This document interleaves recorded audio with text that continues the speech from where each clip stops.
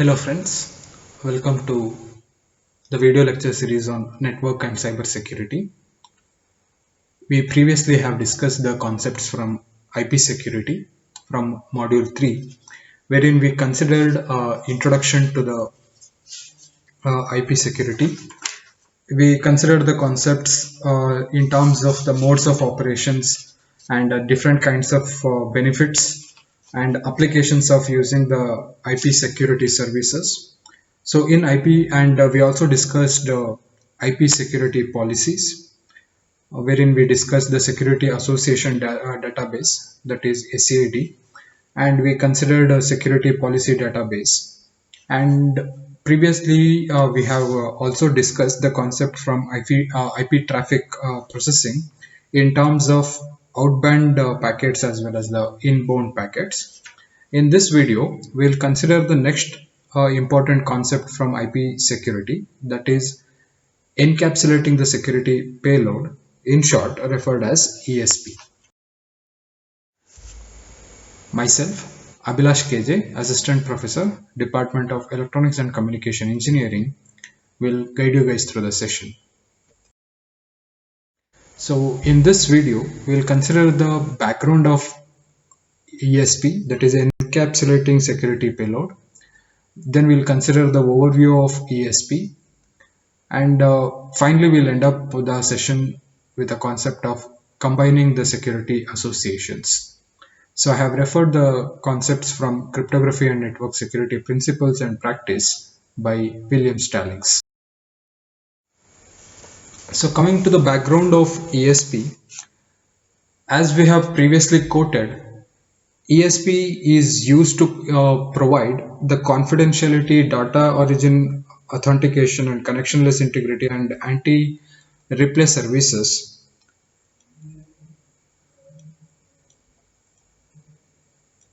And the limited traffic of confidentiality. Here, the term confidentiality here means whenever we are implementing the concept of encryption, when the information that is exchanged between the communicating parties has to be very specifically maintain the privacy.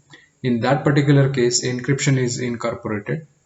So the data origin authentication here means that none of the users, none of the stations involved in the communication can deny the transmission or the reception. Thus, the authenticity of the data is mentioned by the data origin authentication. So the connectionless integrity here means that since IP service we are speaking of is a connectionless service, the intactness and the correctness of the data has to be maintained. So the ESP ensures the connectionless integrity. And anti-replay service here means that the unauthorized third party cannot resend the data which is communicated by someone else. And it also can offer the limited traffic flow confidentiality. For limited amount of data, it can provide the confidentiality also. So the set of services that are provided under ESP basically depends on the options that is selected during the creation of the security association, that is SCA's establishment, and the where exactly ESP is implemented, whether it is implemented within the network in the individual hosts or whether it is implemented at the network devices such as gateways or firewalls or etc. So dependent on that, the functioning of ESP will be decided. So first we have, before understanding how exactly ESP works, we have to understand the format of the data that is followed in ESP. So there are two different subsections wherein we'll be discussing the ESP formats. One is in the top level format and second one is in the substructure of the payload. We'll consider one by one. So in the top level format, the first field is the security parameter index, which is referred as SPI. As we have already considered earlier in the concept from the security associations, the security parameter index is a 32-bit unsigned integer which is assigned to a specific SCA. which will be having the local significance. It is both carried in AH and ASP headers, which will enable the receiver to select a specific SA out of the received packet. So how exactly the received packet has to be processed. So here, once again, the security parameter index, that is SPI, is of 32 bits, which identifies the security association. The second field is sequence number, which is also of 32 bit length. So which is an increasing counter which will monitor the packet count or the payload count in order to provide the anti-replay function, as we have already discussed in authentication header service, that is AH. So the third one is the third field is your payload data, which is whose length is variable. So payload data is the actual higher level data packet which we are transmitting. So then we have the padding. The padding could be in terms of 0 to 255 bytes. So here the term padding here means that a specific length of the data has been clearly mentioned. If the data length as already have been quoted, the payload data, whatever we are speaking of, the payload data is a variable one. So in order to make it a fixed length, we'll be adding an additional bit of data, additional bits of data or additional bytes of data in terms of padding. The process of padding adds the additional bits to the payload length, which is variable, to make it a fixed length of the data unit. So then we have two different fields. One is the pad length and second one is a next header. So usually the pad length is 8 bits, which will give the information regarding the number of pad bytes that is been added. So how many amount of padding has been done, that is clearly mentioned in this pad length, which is usually of the length 8 bits. And then we have next header, so which will identify the type of the data that is contained in the payload data by identifying its first header in the payload. So the data extension, for example, we can make use of IPv6, wherein we'll have an extension header, or if we are making use of TCP, it will be having the additional information which is stored in the next header field. So finally we have integrity check value, that is ICV. Once again, it is a variable length field. So, but the limitation or restriction is that it has to be in integral multiple of 32-bit words. So it will be having the integrity check value, which is computed over an ESP payload minus the authentication data field. That is actual ESP data, whatever it is there, for that data, the ICV value will be calculated, out of which the authentication header value is removed or authentication data field is being removed. So as we have already considered, any IPsec service could either go for individual services, that is in terms of ESP, or it can just have AH, that is authentication header, or it can have the combined version of the operation. So when any combined algorithm is implemented, so the algorithm itself has to return the decrypted plaintext as well as the pass or fail indication of the integrity check. So integrity, as clearly mentioned, will give you the picture of the correctness of the data. So the data is, if the data is received as it was sent, then I can say that the data is the data integrity has been retained. If there is some mismatch in the sent data as well as the received data, so that means that the data integrity is somewhere compromised because of the, either because of some active or passive attacks, or some because of third party intervention in between.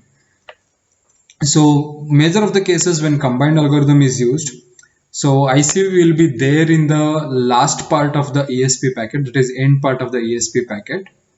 So it might be somewhere removed if you are making use of combined algorithm operations. So if it is removed, then the combined mode has to make ensure that the entire payload data, whatever it is being sent, has to be verified by equivalence of ICV. So it is not that the integrity check value is omitted means that data integrity is not ensured. So the combined algorithm has to take care of some other mechanism, alternate operations in which it can ensure the data integrity by verifying the correctness of the data. So when we consider, so the data here is 32 bits. So this is where ICV will cover. So it will cover SPI, sequence number, the payload data, and the padding, next header, as well as the pad length. This entire data, for this entire data, the ICV will be calculated. That is, integrity check value will be calculated. And the payload, including these four fields, that is padding, next head, as well as the padding length, will be encrypted. So this particular portion will be open. This entire data will be encrypted in the process of ESP. So considering the substructure of the payload data, that is this particular portion, if you consider separately, it will be having, once again, the first two fields are same, that is security parameter index as well as the sequence number. Then in case the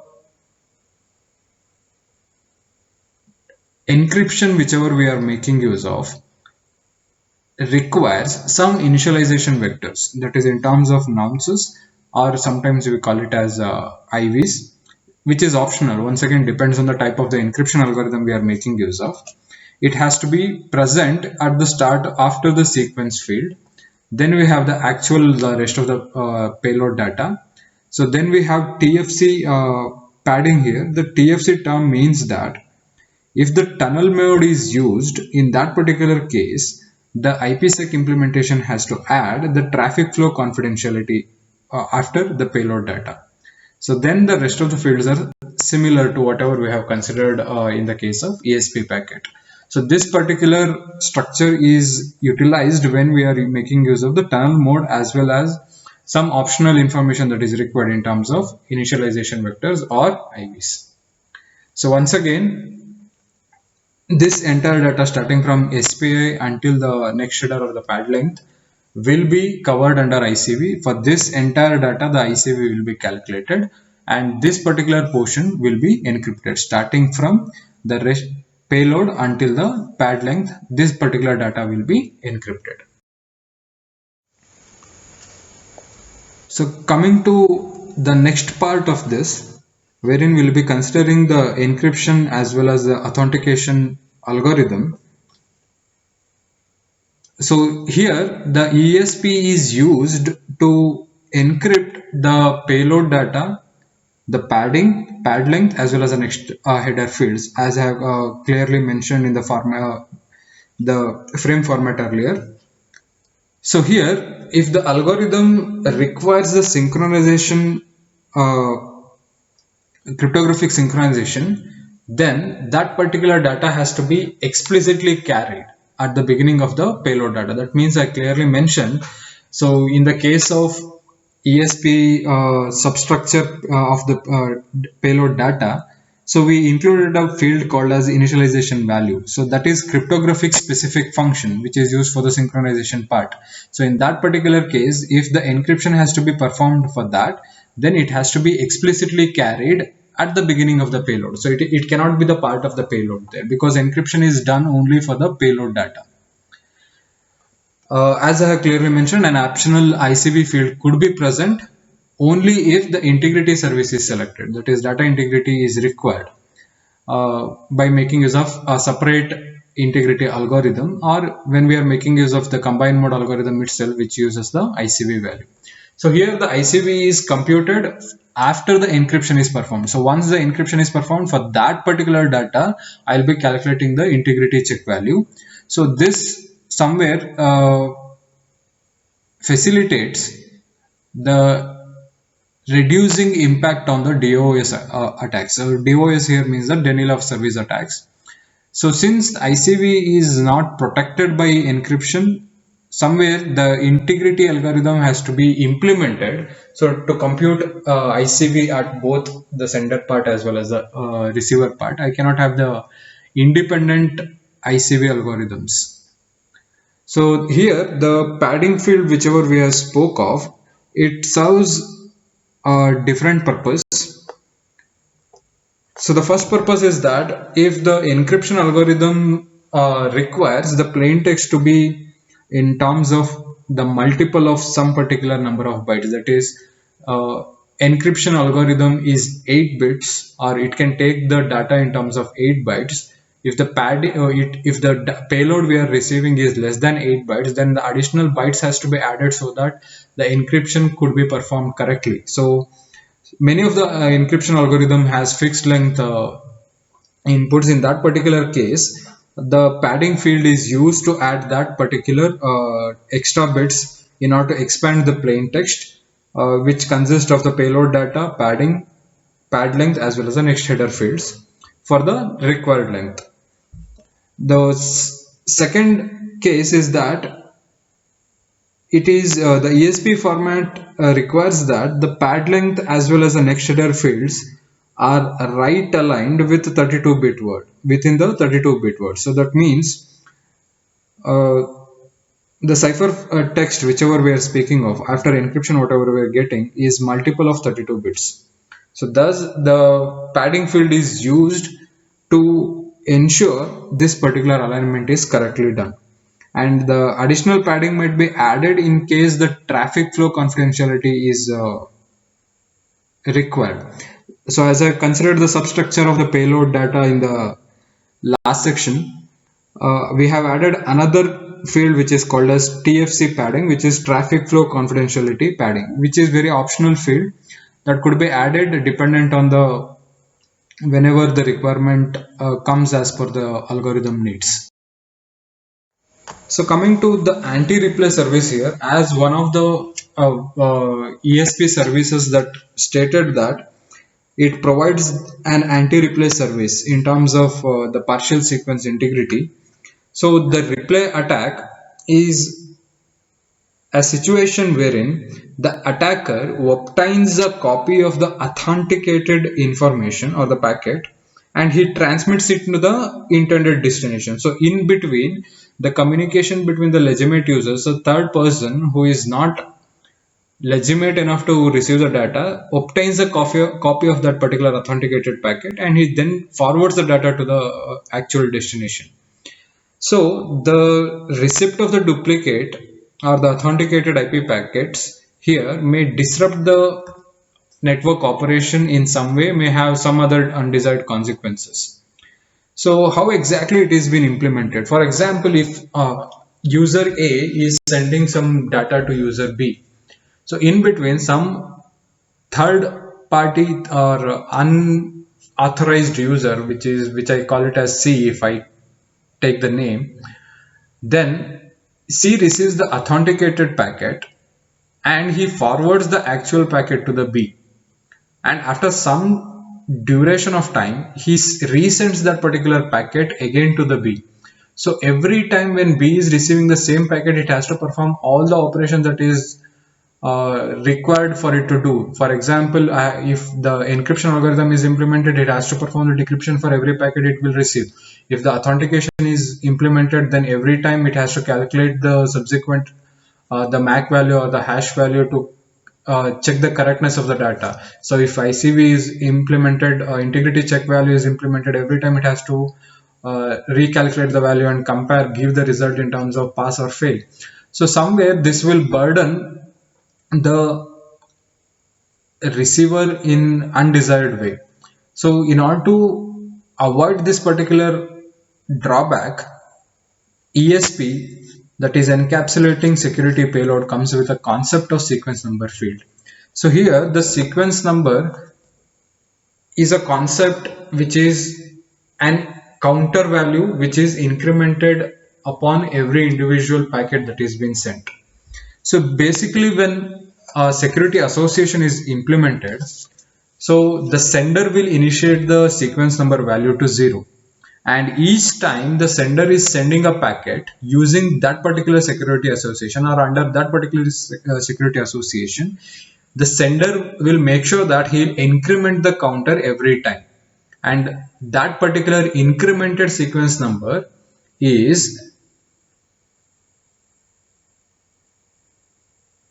mentioned in the ESP frame format which we have considered. So the second field itself after SPI was in terms of sequence number. So newly incremented sequence number is inserted into that particular payload. In that particular case, every time the frame is sent, the sequence number will be incremented. So if an third party or the attacker is replaying that particular packet, if the sequence number is already done, in that particular case, the receiver, it is not required to process the entire packet. He will just look into the sequence number. If the sequence number that received is less than what it is received earlier, in that particular case, it can simply discard the packet. So if initial value is 0, as initial value is 0, the first packet that is been sent will be having the value of 1 whenever it is initiated. If the anti-replay is enabled by default, the sender must not allow the sequence number to go beyond the range 2 power 32 minus 1 back to 0. So it has the minimum value of 0 and it has to have the maximum value of 2 power 32 minus 1. If this is not implemented, in that particular case, the multiple valid packets may come with the same sequence number. That means the range of sequence number the sender can support has to be a larger one. If I'm using only 2 sequence numbers, then only 2 packets could be sent with a unique identifiers, that is 1 and 2. After 2, once again I have to recycle it back to the 1 itself. Then I may have the 2 copies of 1 or 2 copies of 2 or n number of copies of single sequence number. Thus, the range of sequence number has to be a larger one. There should not be any cycle that is implemented. So if the limit of 2 power 32 minus 1 is reached, in case I have the maximum limit of 2 power 32 minus 1 and that is been reached, in that particular case, the sender has to terminate that particular security association and it has to negotiate or create or establish a new security association with a new key. Thereby it can overcome the concept of the anti-replay. It can provide the operation of anti-replay service. Since we are speaking of IP here, which is an connectionless service, at the same time it is an unrenewable service. So here the sender as well as the receiver both are implemented IP. Since we are speaking of unreliable service, the protocol does not guarantee you that the packets are delivered in the same order, or at the same time it will not ensure that all the packets are delivered. So that is why the term unreliable service is used. That means the packets may reach the destination out of order, or some of the packets may not reach the destination. So in order to overcome this, the IPsec authentication documents dictates the receiver here that it should implement a window. That means for every data that is being sent, there should be a range of packets which it can receive. Instead of going for strictly to one particular sequence number, it can go for a range of sequence numbers. So that is the right edge will be having the highest sequence number, which is the maximum value of n, which we have considered 2 power 32 minus 1.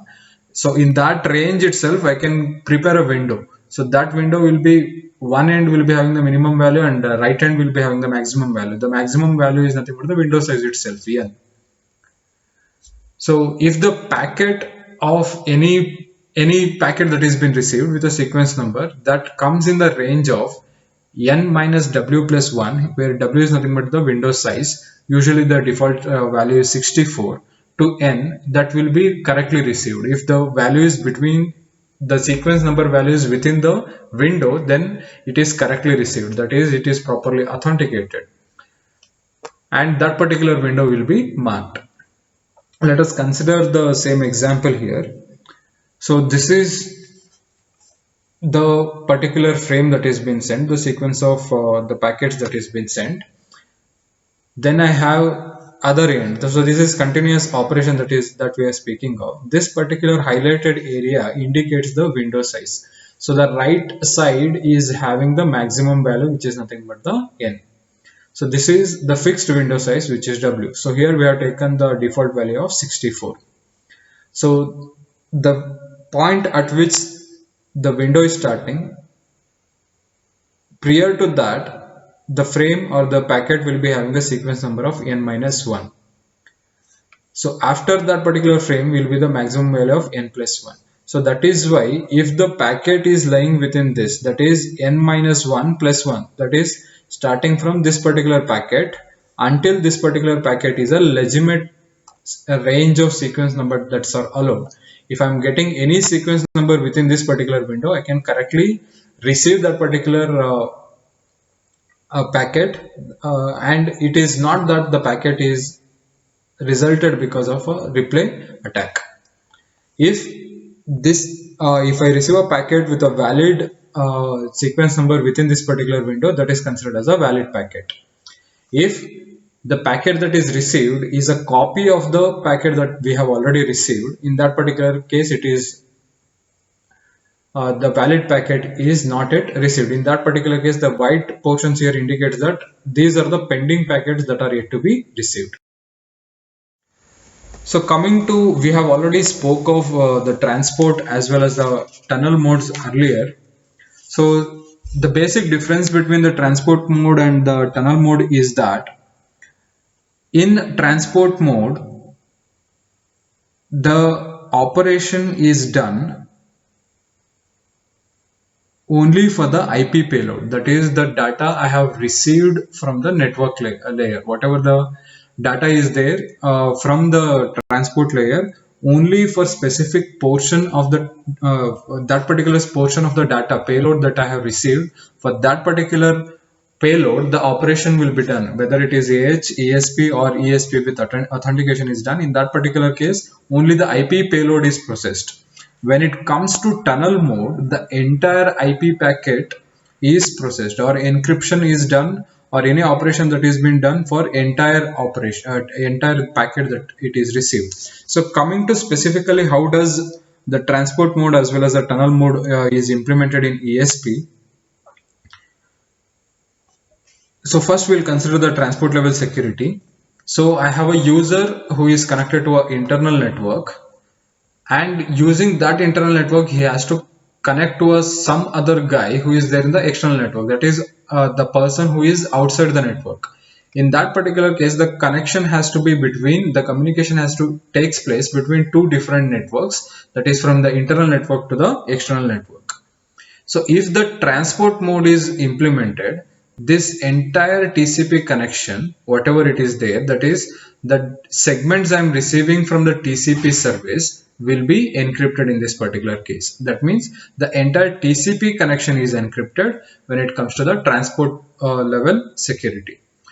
So now we'll consider an example of virtual private network to understand how exactly the tunnel mode encryption is being done. So in this example, we'll consider organization which is having four private networks, which is interconnected across the concept of internet. So I have 4 different corporate offices at different parts of the city or different parts of the state or country, and they are connected across by making use of the concept of internet. So in this particular case, the host on the internet, the hosts that are present in the organizational network, that is internal networks, use the internet service to transport the data, but they don't interact with other internet hosts. That clearly means if this user want to communicate to this user, he is not communicating directly to this particular host, but instead he'll interact with the internet, wherein internet will facilitate that particular operation to takes place. So here, if we could implement the tunnels at the security gateways for each of the internal networks, in that particular case, the configuration will allow the host to avoid the implementing of the security capabilities. So here, the operation could be done at two different parts. That is, the ESP or the AH could be implemented at individual hosts. So thus, internal to this network itself, all the data which we are speaking of is encrypted or authenticated within the network itself. But this adds the additional difficulty on the organization that each individual system has to come with that particular capability. So instead of doing that, so the configuration might be in terms of having the tunnels at the gateways. So all these multiple amount of hosts are connected to one particular gateway. Thus, if the ESP or any of the service that is implemented or the encryption that is implemented at the gateway will ensure that all the data from all the hosts in the network is implemented or encrypted at one particular point. So the former techner is supported by making use of a transport mode ACL, and the later is made use by making use of the tunnel mode. If we make use of transport layer here, all the operation has to be done at the host itself. That is, host is responsible for encrypting the data. If the gateways or firewalls are implemented which have the additional responsibility of IPsec or which has IPsec implementation, in that particular case, it can take the entire burden of the network so that the operation is done at only one point. So that will be operated in terms of the tunnel mode. So this is the specific tunnel that is created between the virtual networks one to one. So this encrypted tunnels which we are speaking of will carry the encrypted IP traffic. So entire IP traffic itself is encrypted, but when it comes to the transport mode, only the TCP session, that is TCP segment, is encrypted. So this is the basic difference between the transport mode as well as the tunnel mode operation when it comes to the ESP mode. Let us consider each of these cases individually to understand how exactly the operation is implemented. So in transport mode, this is the actual, so we have two types of IP traffics. One is IPv4 and second one is IPv6. So we consider two cases, that is IPv4 as well as IPv6 separately, and the same is elaborated with respect to the transport mode, how exactly the operation is done and how exactly in tunnel mode the operation is done. So this is the basic IPv4 datagram we are having. It will be having a original IP header field. It will be having the TCP segment that is being transported, and then I have the actual data. So this is the application level data which the encapsulation is done with respect to the TCP layer, and for that an IP layer incorporates the original IP header. So this is the IP datagram we are speaking of, which will be processed. So when it is implemented with respect to the transport mode, which is used to provide the encryption as well as the optional authentication process that is carried by the IP, usually a TCP segment. So here I'm very specifically telling this because the transport mode just encrypts the TCP session. Thus, the transport mode ESP is used to encrypt and provide the authentication to the data carried by IP. That means only the TCP segment as well as the data. This particular portion will be encrypted, or for this particular portion, the authentication implementation will be done. And when the implementation is done, this is the actual data we have, to which an additional ESP header is inserted uh, prior to the transport layer header. That could be either in terms of TCP, UDP or ICMP, and which will also add the ESP trailer. So here ESP trailer will have the information regarding the padding, pad length as well as the next header fields, which is placed after the IP. If the authentication is implemented, in that particular case, the ESP authentication data field is added after the ESP trailer. So this will have the information related to padding, pad length and next header fields. If you can remember the ESP file format which we have considered, which has the same format as what we are speaking of.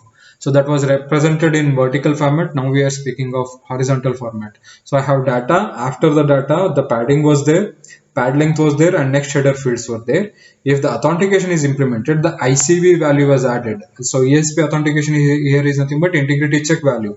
So that is added at the end. So this entire transport layer segment plus the ESP So entire the transport layer data with the ESP will be encrypted in this particular case, and the authentication covers all of the ciphertext plus the ESP header. So the encryption will be from the entire TCP segment along with the ESP trailer, and if the authentication is implemented, which will cover the ESP header also. From ESP header to ESP trailer, the authentication will be implemented. From TCP segment to the ESP trailer, the encryption will be incorporated. So same if we consider in the context of IPv6. So here the ESP is viewed as end-to-end payload. So here end-to-end payload means source to destination payload. So it is not here end-to-end here in other terms, in terms of computer networks, end-to-end here means, so we have two types of communication that is happening in computer networks. One is end-to-end, that is from source to the destination. That means even if the intermediate nodes in terms of the connecting devices receive that packet, but they cannot process them. Another one is hop by hop communication, wherein so the next node can open up the information that is given by the previous node. So but when it comes to IPv6, when ESP is implemented, so ESP is considered as a end-to-end payload. That means it is not processed by the intermediate routers. Thus, the ESP header, it is not required to have before the original header, but it could be considered earlier to the base header, that is original IP header. Before that ESP header can occur. So the original actual IPv6 datagram look like this. It will be having the IP address, along with that I will be having the extension headers and TCP and actual data payload. So here if the ESP is implemented, I'll add the additional information which is called as the hop by hop information, that is which is the next hop and which is the previous hop, and then we could add the routing information related to it, and then we could have the fragmentation headers. Since we are dealing with, if we are dealing with data of larger size which cannot be incorporated into a single IP packet, in that particular case the fragmentation could be done so that the data are sent at a instead of sending at a one packet, it could be sent as a multiple packets. Or since IP is a connectionless unreliable service, instead of sending a large data as one fragment, if the data is lost, the sender has to resend the entire frame again. I can go for the fragmentation. So that fragmentation information is also incorporated in the extension header here. Then I have ESP headers. So the destination option here means which will give the semantics or which will give the information regarding the IP address of the intended destination. So here when we consider IPv6, the encryption will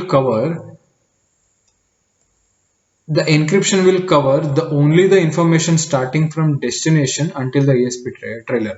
So compared to IPv4, this particular field is added and this particular field is also encrypted. And coming to authentication, it will only authentication the actual information which we considered earlier also. Along with the destination, it will perform the operation.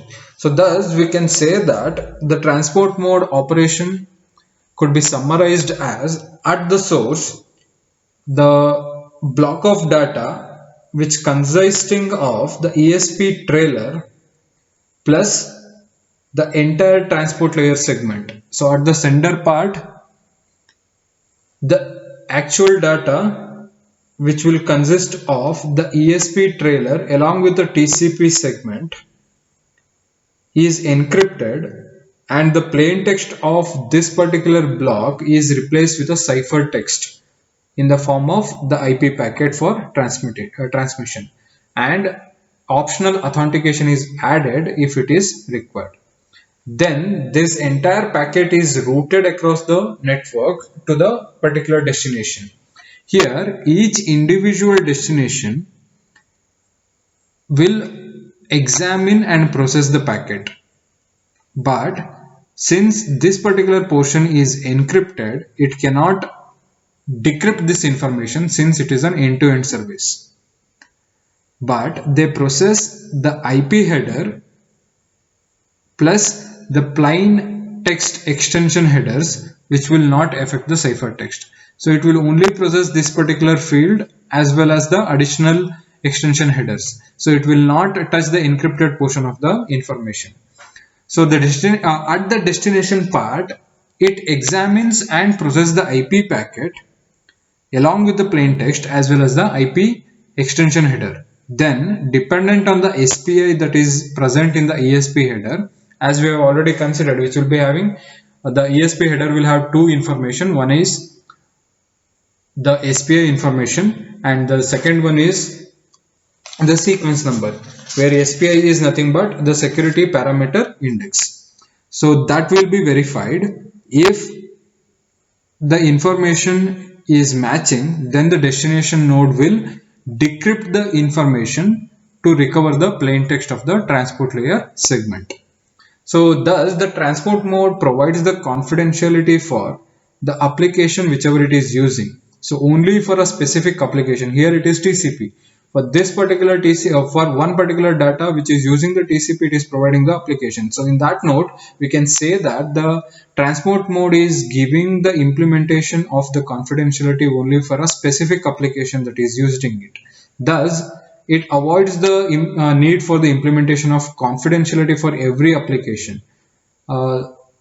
It is not required. One particular application may require the confidentiality and another application may not require the confidentiality. Thus, here the transport mode provides that particular option of having the selective applications data which is incorporated into the confidentiality process. So one drawback in this particular transport mode operation is that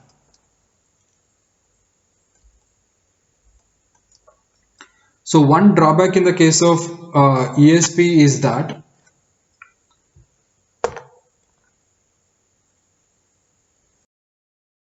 the drawback under ESP transport mode of ESP is that the traffic analysis could be done on a transmitted packets.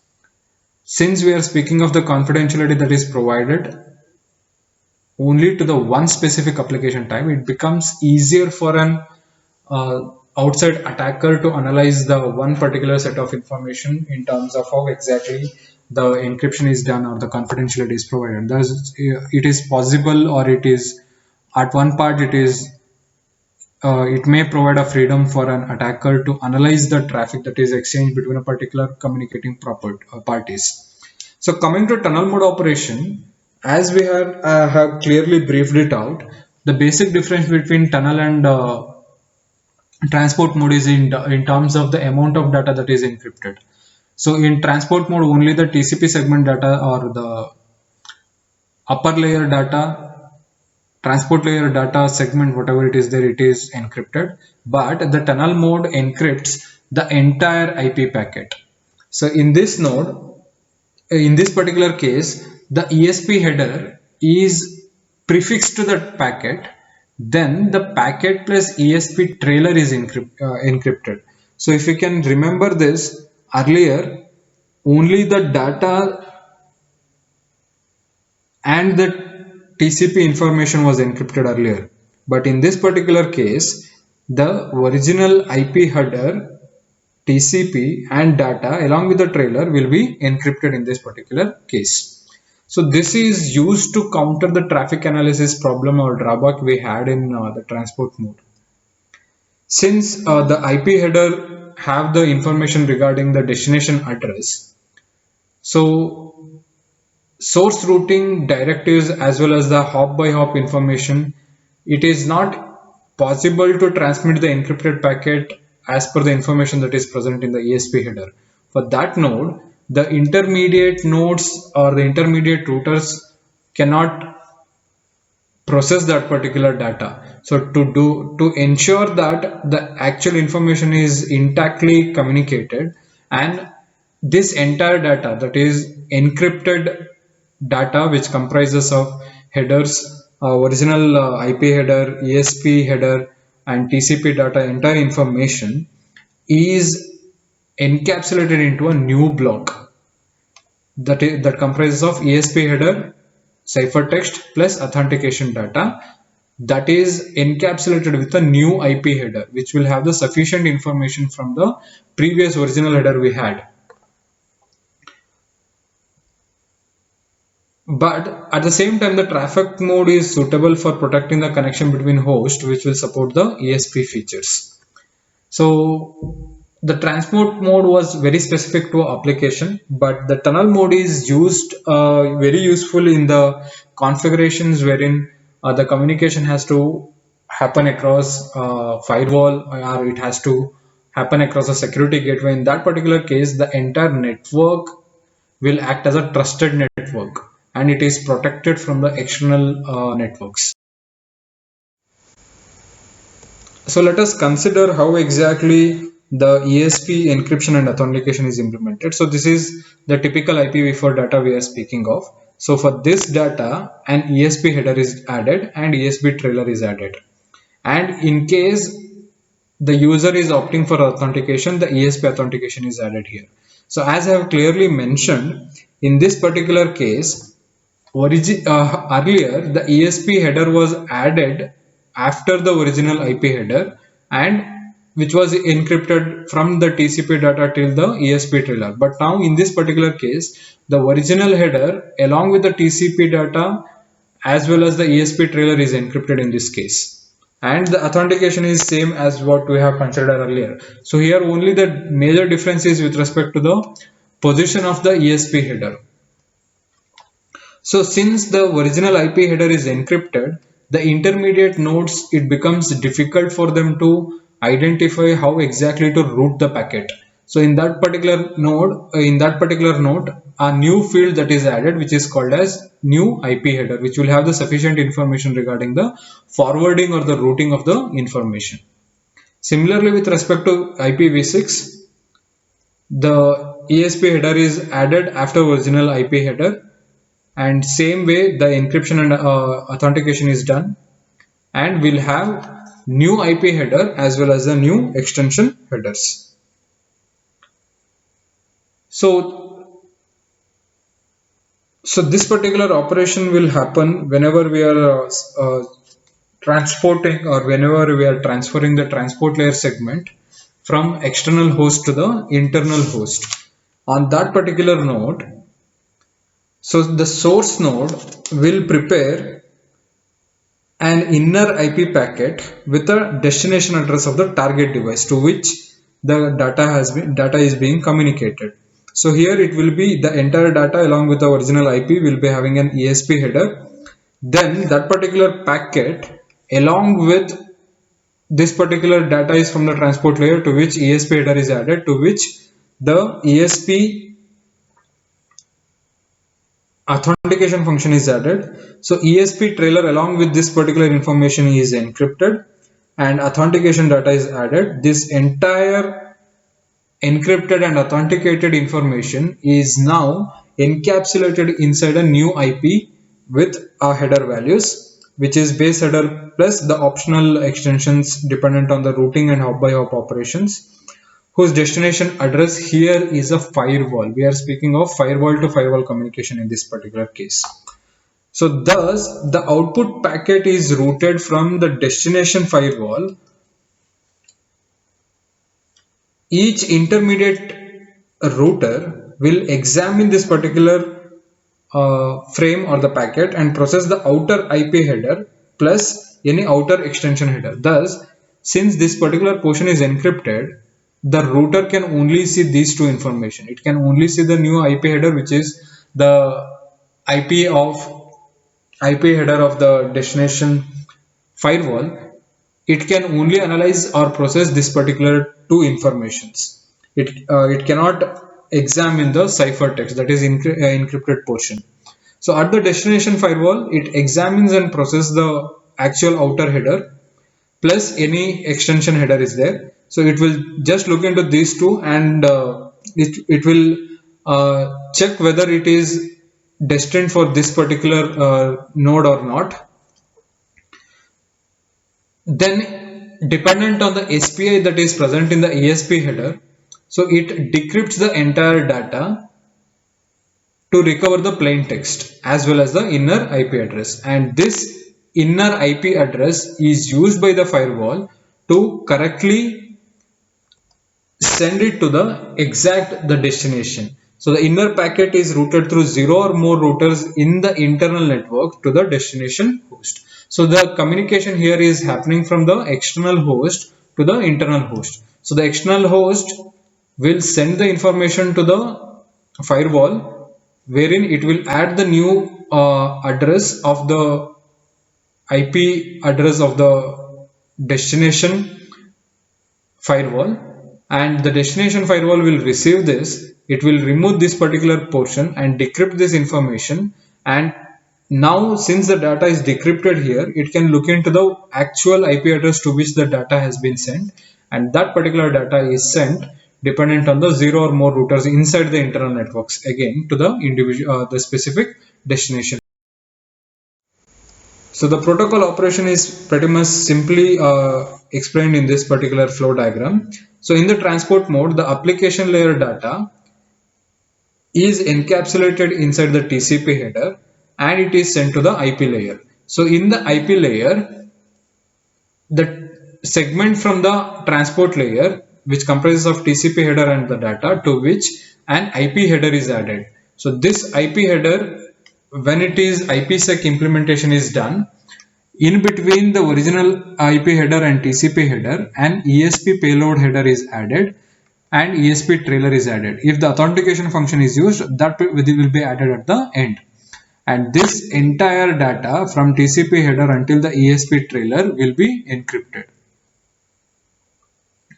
So at the tunnel mode, in the tunnel mode, the application level data is encapsulated in the TCP mode, and at the IP layer, the IP header informations are added. At the IPsec layer, this entire portion from original IP header until the data along with the ESP trailer, this entire information is encrypted, to which once again new IP header is added, which is the IP address of the firewall.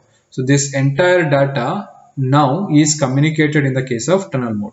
As the basic difference is clearly visible here, in the transport mode only the TCP layer data whatever is there is encrypted, but when it comes to the tunnel mode, this entire data from original IP to the ESP trailer is encrypted, as well as the entire portion of the data is authenticated in this particular case, for which a new IP header is added, which is the base header plus the actual additional extension headers as well as the app count and routing information that is been added.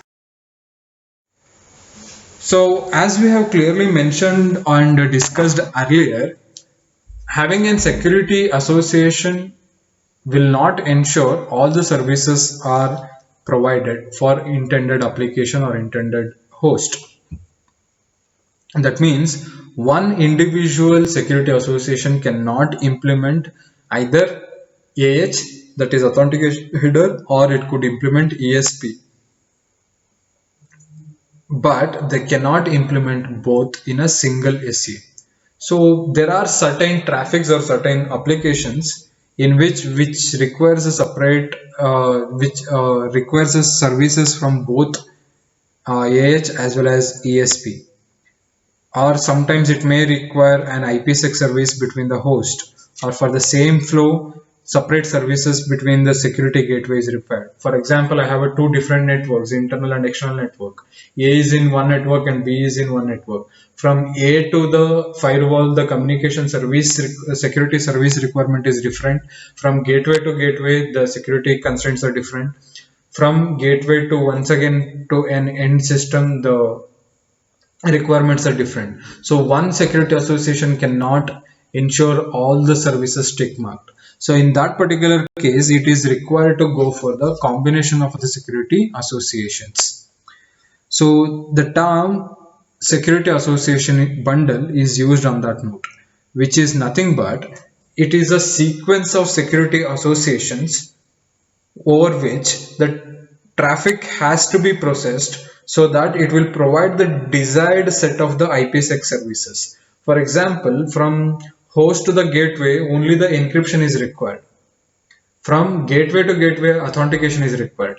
Now in this node, ESP could be implemented from host to the firewall, but AH has to be implemented from firewall to the firewall. On that node, I cannot have different SAs at different parts. So entire data has to be under one particular security association. On that node, one security association will not ensure you that. And that node will go for the security association bundle, which is nothing but the sequence of security associations over which the traffic has to be processed so that the desired set of the IPsec services are provided. So the security associations in a bundle may start at different part, initiate at a different part, and terminate at a different part. As I clearly mentioned, ESP is between an end device and end station to the gateway or firewall. AH is between gateway or firewall to the gateway or firewall. So it starts at gateway and it terminates at gateway. So here ESP starts at host, it terminates at gateway. So it could start anywhere or it could terminate at any endpoints, or it could terminate at the same endpoints. So the security association combination could be performed in a two-way in order to form a security association bundle. First one is transport adjacency, and second one is iterated. So under transport adjacency, so which is a case wherein more than one security protocol is implemented or operated or processed on a same IP packet without going for tunneling. So instead of having the tunneling without implementing the tunnel, the more than one security protocol has been implemented in the case of the transport adjacency. Here, the combination of AH and ESP will allow only one level of combination, that is in terms of nesting. Thus, it will not provide the benefit as the processing has to be performed at one IPsec instance, that is at the destination only. So the second concept was in terms of the iterated tunneling. So iterated tunneling here means an application of many layers of security protocols are affected by IP tunneling. In that particular node, the multiple levels of nesting. Nesting here is nothing but operation within an operation. Each tunnel can originate or terminate at different IPsec suites. So dependent on that node, the implementation could be done. So first we will consider the authentication plus confidentiality, how exactly it is implemented over the path in order to transmit an IP packet in terms of between the multiple hosts.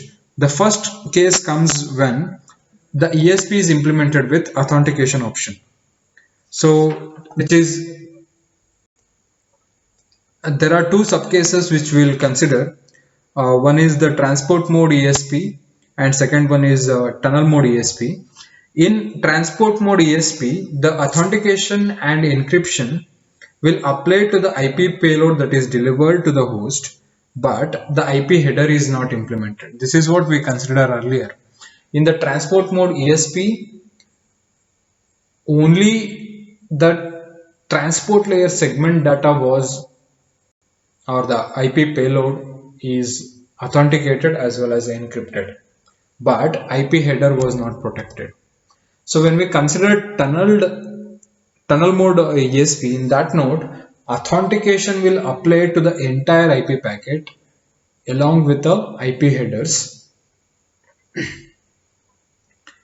and it is delivered to the outer IP destination address. So outer IP destination address was firewall or the gateway, and the authentication is performed only at that particular destination. Thus, the entire inner packet is protected by the privacy mechanism in order to deliver the inner IP address. So both the cases, the authentication is applied to the ciphertext here rather than for the plain text. Only after the encryption, the authentication was done. So let us consider the next concept, which is transport adjacency. So another way of applying the authentication after encryption is by making use of the transport adjacency, wherein it is implemented in case of the two bundled transports with inner bundled transport SA, which is performing ESP operation, that is encapsulating the security payload, and the outer being the authentication headers security association. So in this particular case, the ESP is used without the authentication operation. That means only for original header, original IP header is generated. Along with that, I'll be having the TCP segment that I have received from upper layer. This entire data is encrypted, and for which the trailer has been added. In that node, when it is combination of both ESP as well as AH, ESP is done without authentication node. So the encryption is applied to the entire IP payload. And then for this entire data, the AH is applied in the transport mode, which will cover the ESP original IP header apart from the mutable fields. So this particular approach has an advantage that the authentication covers more fields, which includes the source and destination IP addresses. So the disadvantage is that the overhead of having two different SAs versus the single SA. Here we are making use of two SAs. One is ESP SA and another one is AH SA. That is one for the inner packet and one for the outer packet. So if the transport tunnel bundle is used, the use of authentication prior to the encryption are preferred in many cases for different reasons. If the authentication is protected by the encryption, so if I perform the authentication earlier itself, and then this particular data along with the authentication, IP payload along with the authentication is encrypted, then it becomes impossible or very difficult for a third person to intercept or open or analyze the information at the same time to alter the authentication of the data without detecting that. Secondly, it becomes desirable for a sender to store the information here. Either it may be IP payload or in terms of the authentication information, so that at the destination it is used for the reference purpose in order to match the information. So one approach which makes use of this authentication followed by the encryption is having a reverse operation of what we have considered. That is, we can have AH transport SA, that is inner operation, and then performing ESP tunnel operation. So authentication is applied to the IP payload plus IP header. The resulting IP is then processed by making use of ESP. In that node, the entire authenticated inner packet is encrypted and the new router IP header. So now we'll consider the basic combinations of the security associations that are possible. So the IPsec document or the architecture document lists 4 examples in which it could be done. We'll consider the cases one by one. So that is supported by that is implemented either at the IPsec hosts, that are the workstation servers or individual computers, or at the security gateways in terms of firewalls, routers, or somewhere. So here, each of these cases we are discussing, the lower part consisting of the physical connections of the elements, and the upper part consists of the logical connections via one or more nested security SAs. So wherein each SA could be either ESP or it could be AH. For host to host SAs, the mode is implemented in terms of transport or in terms of tunnel. So most of the cases it will be tunnel. So we'll consider the first case wherein the host is communicating by making use of one or more SAs in the tunnel mode to the another host. So here the security is provided between the end system which make use of IPsec. That means both of this host has IPsec implemented within them. On that note, any two end system can communicate via an SA. They must share appropriate secret keys. So which will have the combinations of AH in transport mode. I can go for AH in transport mode, I can go for ESP in transport mode, or I can go for ESP followed by AH, or any one of ABC inside AH or ESP in a tunnel mode. Four of these operation cases could be possible. So how exactly it is implemented? Host is connected to the local intranet, then it is the information is routed through a router to the internet. From router, once again the data is rerouted back to here. So I could have this entire operation to operate in AH transport mode, or the ESP transport mode, or I can have here the ESP is implemented between host to the local internet. Then I have the AH implementation between the communication over the internet, or I can have any one of this in a tunnel mode, or I can have the combination of AH and ESP in a tunnel mode. So we'll consider the second case. So wherein once again we have two different hosts. Here the security is provided only between the gateways. That means I have a gateway implementation here in that node. So the communication here is between host to host. So this particular communication from host to the gateway via local internet does not implement any of the security association, does not has any security association. That means here I don't have IPsec implementation. So the communication between gateway to gateway is having a tunnel SCA. So in this node, this is a quite example of a virtual private network. So this implementation specifies that only single SCA tunnel SCA is required for that node.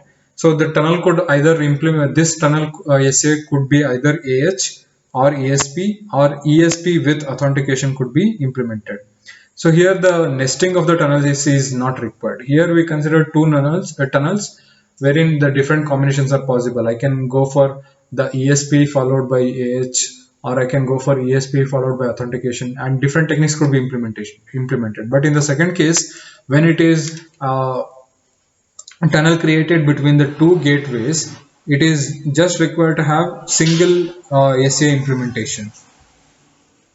So third case which we'll consider, which build dependent on the case 2 by adding end-to-end security. Here the communication was secured between the gateways. If I add end-to-end security to this tunnel SCA itself, that will become the third case.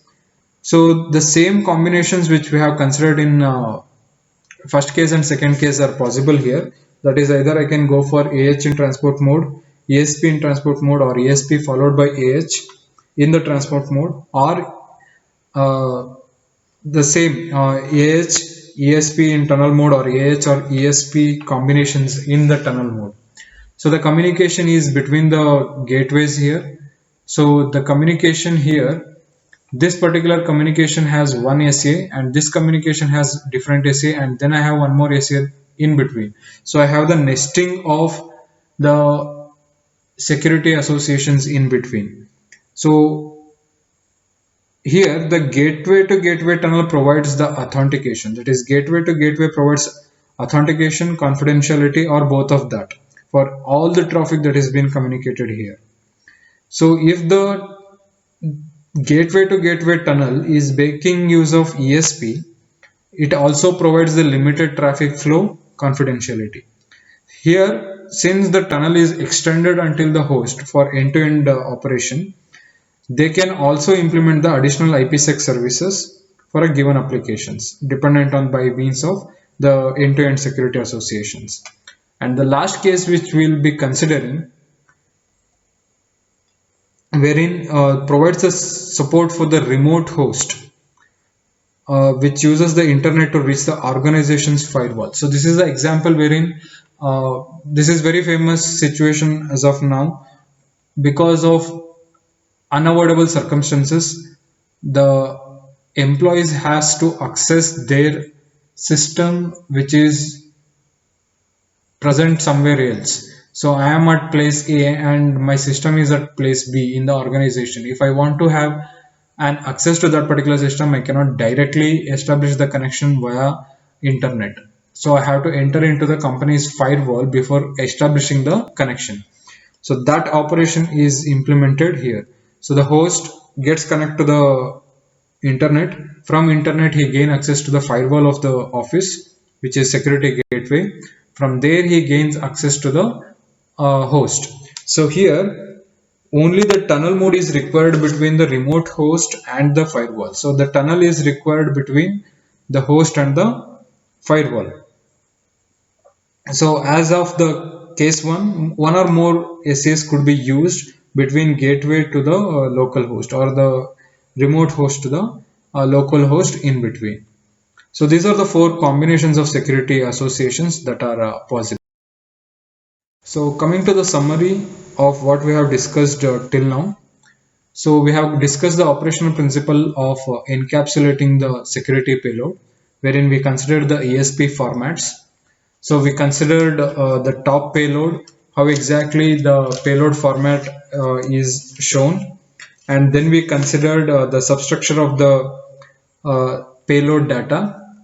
Followed that, we discussed the concept of anti-replay service, how exactly ESP provides the implements the anti-replay service by making use of sequence number concept. Then we considered ESP operation in transport and tunnel modes. And further, we considered the extended concept of the same in terms of the combining of the security associations. We considered the concepts such as the transport adjacency, iterated adjacency, and we also considered the basic combinations in terms of 4 different cases. So in the coming video lecture, we'll consider the internet key exchange and the cryptographic suites that is being implemented. Thank you.